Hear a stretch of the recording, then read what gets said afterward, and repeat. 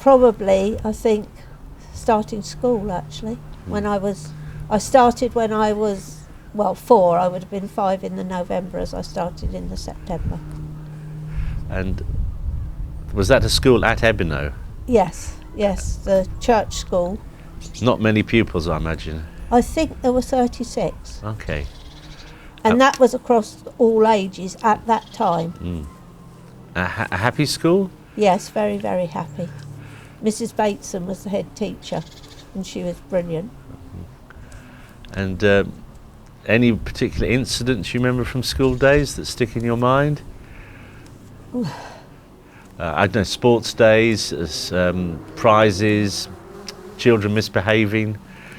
What I do remember was Mrs. Bateson lived in the schoolhouse, which was down near the mill, and she used to walk up through. Then there was a forest copse, which is now a field. She used to walk up through there, and the children always walked to meet her to carry her case that she brought to school. I do remember that. And the other thing was the milk we had at 11 o'clock in the morning or whenever. We had to go across the common about half a mile, quarter of a mile, to the farmhouse where the Goulden brothers farmed, and we took an enamel jug. There were always 2 of us, and you had to hand the jug over to this Miss Holden that came to the door, and she never opened the door more than about 3 or 4 inches, so you only ever just saw her sort of side of her face as she took the jug away and filled it with milk and then gave us back, and we carried it back to the school in these enamel jugs. So that was the era before the little bottles then? Yes, definitely. And presumably unpasteurised, straight from the cow? Straight from the cows, yes. The old school closed in 51 and then became a private house, and it is still a private house. But it stands, the church and the school house stand only, 100 yards apart, if that. Not than that, 50 yards apart, really. Yes. And the church is on the common, and then you can walk out from there out into the commons, and the commons were bought by the they're run by the Wildlife Trust. Yes. But they actually they were saved from felling. The plan was actually the estate was going to sell. Well, I don't know about the estate I was going suppose to they do were it. the estate. It was up for sale, and it looked like Yeah, someone could be was buying going it to that be might felled. start. And of course it's ancient woodland, lots of wonderful old trees. And anyway, the money was raised somehow, and it was saved. It was saved for conservation, and it's actually run by the Sussex Wildlife Trust. Classroom. Because Ebenow School had 2 classrooms, little classroom and the big classroom. But Ebenow actually, when I started, took children from, 4.5 or 5 or whatever, till whatever the school age was then. Were you a teacher then at one time? No. No. No. When you took your children to school, you mean? When let me get this right. What was I going to say? When you were at school, oh yes, it was in 2 classes, wasn't it? Yes, it was. And what I was saying was, when I first started school, it took children from my, 4.5 or 5, and right up through the school age to whatever the school age was, 14, then 14 or 15 to leave school. But 2 years before that school closed, about 2 years before, it actually the older children from 11 then left Ebenow and went to North Chapel, and the North Chapel infants came down to Ebenow School. So then it was like North Chapel was from 11 till whatever, and then Ebenow was just from starting school to 11, but that only lasted 2 years, and then the school was closed. Well, it was nearly all farming, of course, and there was no water laid on, no electricity. Don't know about. We didn't have a telephone, but I don't know if you could have had a telephone without electric. I don't know when the public boxes were first put in, but Oh I no, always thought I that can it was remember only- that going in. Oh, you can. Yeah. Well, Stemps the builders that are still at Colhook now, they obviously were the building people, but mainly the other people either would have worked at Ebeno House, the big house at Ebeno, or what I would say were mainly involved in farming. Or working in the woods. Yes, a or lot of them. Yes, that's right. Hedges and ditches and Yes, people yes. working in the woods. Yes. A lot of the houses now are privately owned that weren't Yes. when I was a child. So were they owned by the estate then, were they? At that time, yeah, lots of the them would have estate. been the estate. A couple of them probably were owned by Ebeno House, Yes. but yes, and they have been sold on, haven't they? Yeah. But a lot of the properties now are owned by from people from outside. They're not many really old locals, are there? Not many at all. Mind you, they've all Mostly- got older and died. Mostly the farming community. My brother's still there. He now And the owns builders, the of farm course. that my dad rented. Oh, he owns it. Uh-huh. Yeah. And was your dad the first generation there, or had his father before him farms there? His father before him had farmed part of it, because as older people died when Dad was farming, then you sort of took on that other person's farm. So in the end, Dad had taken on 3. Yes, I think most of the farms were about 30 acres Yeah. right back then, and they could make a living from 30 acres. But Dad did And hurdle then making and help do Yes, the Dad other things. had before that. Ebeno is still home to Yes. Audrey. And we go up after all there this quite time, it's- regularly. Yeah, we do. And it's still a small population, I guess. Yeah, I Few don't know what hundred, the is number it? Yeah. What? Well, of course, there are a lot fewer cottages than there were way back, really, probably almost before Audrey's time. There was, out in Ebeno Common, there were cottages all over the place. I mean, there was a flourishing brickworks in Ebeno Common. And there was a much bigger population in numbers than there is now. And those cottages have disappeared now, have they? They're not. Yeah, Well, yes, most of them. Almost all of them, yeah. One or two farm cottages and things, which again have been taken over and modernised, but out towards Ball's Cross. The estate knocked them down. Yeah, the Quite a estate. few down, Yeah, didn't they? yeah. Well, you went into the front door, and there was a big down fire, with fire dogs, and a bread oven on the side of it, and a big black pot that. Imagine, I don't remember Mum cooking in that black pot, but then we went down to a scullery, and in that, what I do remember Mum cooking on was like a Valor stove, and it had 3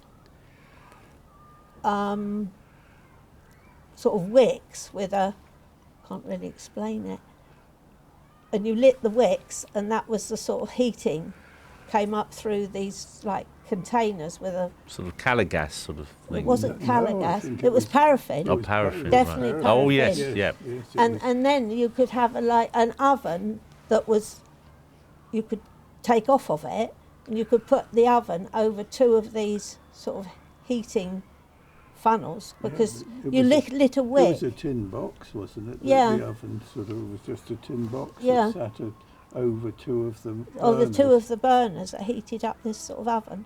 We had no fridge, of course, No. so that was a meat safe that you kept the meat in. And what was a typical meal? Oh, we always ate very well, actually. A lot of rabbit, obviously, that they caught on the farm, because my dad was a farmer there. Didn't own it, was rented off the Legfield estate. So he was a tenant farmer. He was a tenant farmer. And we always had roast on Sundays. We'd have boiled bacon. We ate actually we did eat very well. Mum cooked, you know, a proper meal every day. And then, of course, at school we had school dinners, and they were excellent. And who cooked those? There was a cook. There was usually 2 lady cooks. Someone called Miss Burse, and they cooked every day at the school. So we had, you know, a proper dinner at dinner time. So, and the children at the school, their parents were engaged in agriculture in some way? And a lot of these interviews we're using with children, perhaps you could describe bedtime. See, what I'm thinking is today children, the electric toothbrush, the light, the central heating, Yes. Right. been a bit different, wouldn't it? Yes, it would. Well, our bath time was probably once a week, and we had then what was called like a bungalow bath, which was a big tin bath that you just sat in front of the fire. It was put in front of the fire, and you'd have a bath. And other bedtimes, well, I don't even know if we washed our face before we went to bed, but we probably did. That would have been in the scullery, in a bowl in the kitchen sink. And there was a feather mattress. The loo was right yeah. down the bottom of the garden. And not a flush one, obviously. No, that, and ours wasn't a bucket. Some of them were tin buckets, but ours was like a pit, and the seat on it had a large hole and a small hole, so that you could have a child and mum or whatever down there. And then, of course, you had to take a candle with you, I imagine, And hope it upstairs. didn't blow out. Hope it didn't blow out, yeah. And because there was no electricity, we had Aladdin lamps downstairs, but was candles to go upstairs. And in the winter, when it was cold, there was actual ice on the inside of the bedroom windows. We would have had feather beds made from, I don't know I mean, they were like just bags with feathers in. So that the mattress you were talking about. Yes. Yeah. Well, I imagine there was some sort of mattress under the feather bed, because there were things called sort of like palliasses made from straw, weren't there? Well, yes, some people, yes, as in the army. I don't think it was a feather bed padded straight straw. on top of springs. Lino on the floor, Oh yeah. usually with the wood surround of the wooden floor. It was a sort of border, wasn't it? Yes. Was there any carpet in the house? One carpet, I remember this going in, because in those days, well, in this farmhouse, we had sort of where the down fire was, which got replaced by a Rayburn in the end. Then there was the middle room that we used as a sitting room, which was an open fire. But then there was always a spare room that you only seemed to use ever on high days and holidays. Yeah. And that did have a carpet in it. Carpet. But Loose- that only loose got used carpet. at, Yeah. What, Christmas? yeah, or something special happening, yes, perhaps. kept for special occasions, and it was the coldest room in the house. Yeah, It was next to the shed on the end, and it was damp. it was. I can remember in the winter you could see the damp line sort of nearly up to where the windowsill was in the wall. It hardly ever got used. No, it hardly ever did. But that's where the carpet was. I was born in North Wales, though no Welsh blood. My mother and father before the war lived in London. My father went off to the war, finished up in India, but at the commencement of the bombing, my mum was able to, because they had a mutual friend in North Wales, in a place called Criccieth on the coast. She bought a house up there, and I was actually born in North Wales, and subsequently my younger sister was born there also, before Dad went off to India, and then we moved to Reading when Dad came back from the war, and then we finished up in London, and I spent most of my childhood from, I think,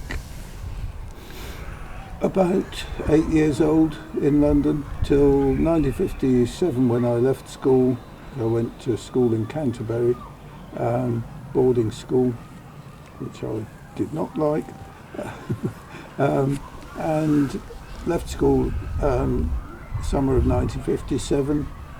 I wanted to work on a farm, and I got a job on something called the Town Boys and Girls Farm Training Scheme, and the job brought me to the next door neighbour to Audrey's dad's farm.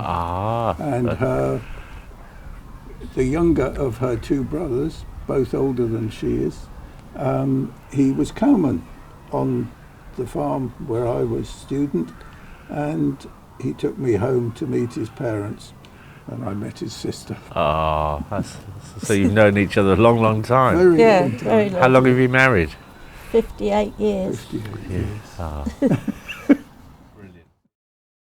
Yes. The Ebeno Horn Fair. Yes. What do you remember about that, and has that changed over time? Well, I remember that the school was always closed for Ebeno Horn Fair.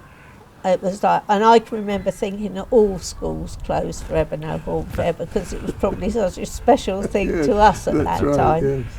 But I suppose, well, probably a bit more funfair sometimes these days. And I think in the early days, because my mum had a dart cup that she'd won at Horn Fair, and they must have had dart competitions.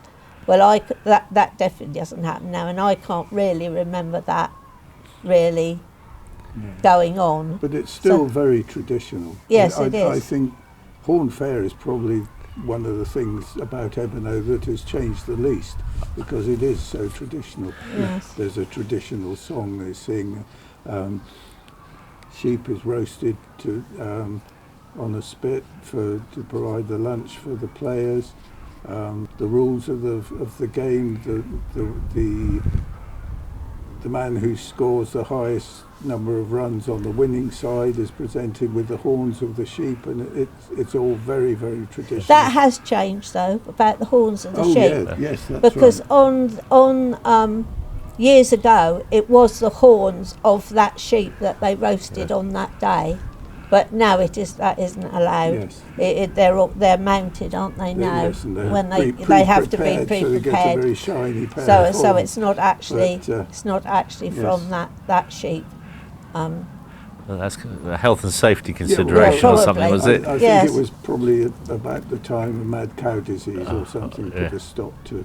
Well, the cricket match starts at 11 in the morning and goes on till 6, doesn't it? Yeah. So that's running all day. And who's playing? How have they chosen the players? Well, it's always Ebeno team, obviously. And when I was younger, it often used to be Lurgashall they played. But over many years now, they do play different. They do choose a different team quite often to come and play. And are there enough men now in Ebeno to make a team? No, there aren't. They come from Petworth and the surrounding area. We weren't at, this wasn't Horn Fair, but we were a couple of weeks ago. We sat and had a picnic in front of the pavilion, and people suddenly started arriving, and we realised that there was going to be a cricket match, and I think we only knew one. Two. Two. I think we knew two Ebeno players. But so they actually don't live in Ebeno, do they? David Whittington, he lives in Petworth, but he has. He's very involved with Ebeno, but not very many of them actually come from Ebeno anymore. And I think I remember you saying on your interview with the children that when you were young and the cricket ball was hit and it went out of the field, cars would stop to let the fielders go and run after the ball. Well, years ago, because you obviously know Ebeno, don't you? Not very well, actually. Oh, right. Well, the road actually runs right through the middle of the cricket pitch. It splits the pitch. And always, years ago, if you arrived there and the cricket was being played, you would stop and wait for the over to finish, and then when they crossed over, the cars would go through. But now that doesn't really happen quite so. People just sort of ignore it. You know, some people do still stop at Yeah, the white but line. some would. Others just drive through regardless. I suppose they don't realise. No, they probably don't. And of course, a lot of their houses now in Ebano are, have been sold. They've been bought up by, people from outside, sort of thing. Yes. So have you had much dealings with Lord Egremont over the years? No, not really. Only see him at Horn Fair, see don't him, we? He comes to Horn Fair whenever he can. That's Because another of the traditions. Yes. Because it was, I think, there used to be a tradition. I think the sheep that was roasted was usually a black sheep. I don't know. I think. But the tradition was that the Leconfield estate gives the sheep, and Lord Leconfield usually comes and presents the horns at the end of the cricket match. But did it take place this year, or was it COVID stopped? They had a little something went on, didn't they? Yes, But they had the cricket match. Yes, they That's right. They had the cricket match, but poured with rain. We went up there, didn't we, for an hour and never got out of the car. It was It was so rained wet. off. There was wasn't a fair or anything. I think last year they didn't even have a cricket match because of COVID. But I think they did go there in the evening. I think they went there in the evening and sang the Horn Fair song or something like that, just simply to keep the mark tradition. the tradition. Yeah. Well, hopefully next year then. Hopefully it'll be back next to year. normal next Yes. year. You can't sing us a snatch of the song, can you? No, I can't. Thank you. Either of you? No, I'm not singing. As I was going. When I was younger, I don't remember that song actually being sung. No. I think I don't quite know how that song started, when it did start, say, I'm only guessing this, like 30 years ago or something. Oh, really? I think it was dug out from the Dug out from a resurrected. I think. Yeah. I'm not definite It's quite about possible, that, but I don't yeah. remember it Yeah. when I was young being sung. Because I do know from the original Horn Fair was quite riotous and disreputable, going back 200 years. Yeah. Oh, yeah. And it was sort of put down, really, and then it morphed into the cricket match. So Yeah. I expect that song disappeared in the mid-Victorian period, Yes. and then, The as you song- suggest, some's recovered it Yes. and revived The it. song is a little raunchy. Yeah, if yeah. you're that turn of mind. Because Dad would make faggots and pimps, and I know he supplied pimps for Petworth House. Pimps. Barrel. Yeah, pimps. Yeah, wonderful old Sussex words. Pimps were little bundles of firelighting, weren't they? Yes. Faggots were really bundles of bean poles. Yeah, I know. No, not bean poles. Well, not 4 bean poles. But they're sort of sticks, weren't they? Yeah, but they weren't straight sticks. No. They were like fritty sticks. The Yeah. the But they were faggots. what they put into the ruts in the road. Yeah, they were. Yeah. But yeah. they weren't just straight to bean poles. drive over. They were like hazel, cut hazel like with the this. pea sticks. Yeah, like pea big sticks. bundles So of rods, pea- really.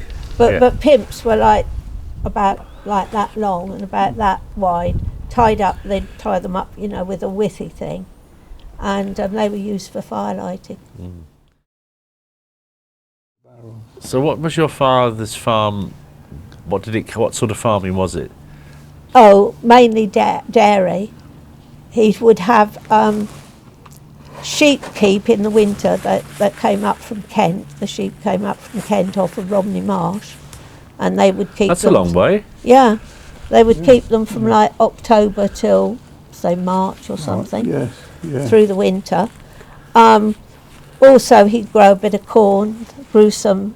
I don't know. Yeah. That Dad grew To potatoes. get Cecil grew store. Although, of potatoes. course, they used, way back then, they used bracken and things for bedding, didn't they, as well? But certainly... So it was a bit of.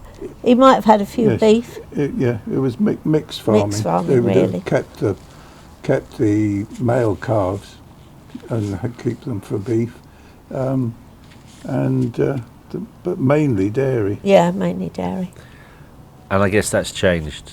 Today that farm probably isn't dairy, is No, it? it isn't. No. In fact, that farm today really grows grass for hay. And now my nephew, because my brother is very old, he can't farm anymore. So his son now runs it. And really their income actually is now growing hay and baling it into small bales, and it's sold mainly, they deliver it and sell it mainly to people with horses. And So- you can make a living from that. Well, Well- the thing is, the small bales will make a premium, because the fashion these days for the big round bales, people with a small stable, people with a couple of horses sort of thing, and most of them are ladies doing the work, they can't handle the big bales. So there's still a good market for small bales of hay. And But of course- Charlie runs about all over the place delivering those, and makes good quality hay, because it's got to be as dust free as it can be, basically, because horses are quite, cows will eat almost anything, but horses can be, given a cough sort of thing if you've got dusty hay. So he tries to make good quality hay in small bales. And, But also because they own that farm, of course, they haven't got any outlay really of rent or mortgage. we haven't explained how it came from to being a tenant farm to being owned. Way back 19... I don't know. It must have been in the 70s. I think the 1970s. The Leconfield estate had to raise A lot of money for death duties. of death duties, and they came to some of the farmers and said, if you get together, we haven't got the time to deal with you all individually, but if you like to get together, 4 or 5 of you, we're prepared to sell your farms to you. And that's what they did, and Audrey's dad... It was Cecil, actually. No, Audrey's brother by then, got together with neighbours. And that's how they bought the farm. They got to buy their farms as sitting tenants. And that's in perpetuity, is it? Yeah. And by then, of course, the farm was a lot bigger than that original Dad's old 30 acres. As neighbours died, the estate would come along and say, you need to have a viable farm big enough to earn a living from. So then 1 or 2 other bits of were added and finished up as about 200 acres. I'm not quite sure what it finished up as. We would have at Ebeno a harvest supper. I can remember, were you there when we had harvest suppers? Yes, when I first And there would be came, like that a was supper 50s, laid on in the 70s, farmer's barn, and a lot of the local people would go.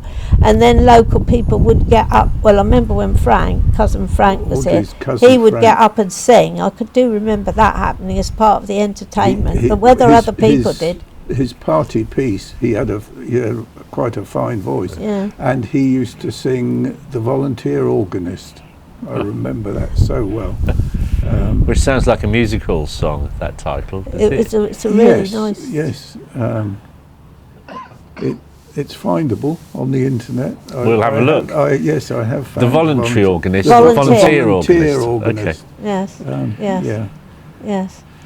So they did have harvest suppers for a few years. I definitely remember that. Yes, yeah.